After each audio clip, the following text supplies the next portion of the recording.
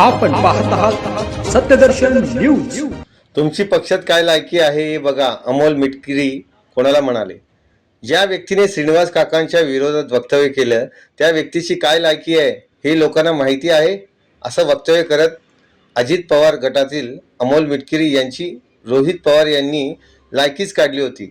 यावर अमोल मिटकरी यांनी पलटवार केला आहे। माझं पवार घराण्याच्या वादात पडण्याचं काही काम नाही, पण मी अजित पवार यांच्यावर प्रेम करणारा कार्यकर्ता आहे। माझी लायकी आता बालमित्र मंडळाचे अध्यक्ष रोहित पवार हे काढत आहे। मी शेतकऱ्यांचा पोरगा आहे, ही माझी लायकी आहे।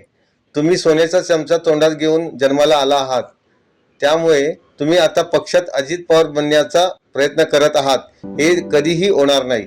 तुमची पक्षात काय लायकी आहे हे बघा।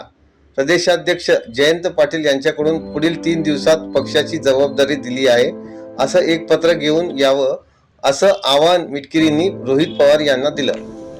तुम्ही ज्या व्यक्तीबद्दल आता बोलला, ज्यांनी वक्तव्य केलं श्रीनिवास काकांच्या विरोधात, त्या व्यक्तीची काय लायकी हे लोकांना माहिती आहे, त्यामुळे त्यांच्याबद्दल बोलून आम्ही काही वेळ घालवला नाही।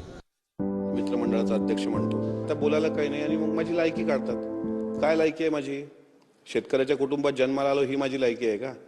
की तुमच्यासारखा सोन्याचा चमचा तोंडात घेऊन जन्माला आलो नाही म्हणून मी त्यासाठी लायक नाही?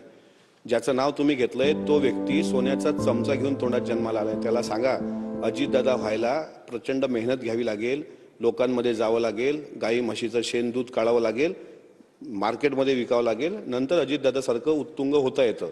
आमची लायकी तुम्ही काय काढता? अहो तुमची लायकी काय आहे पक्षामध्ये?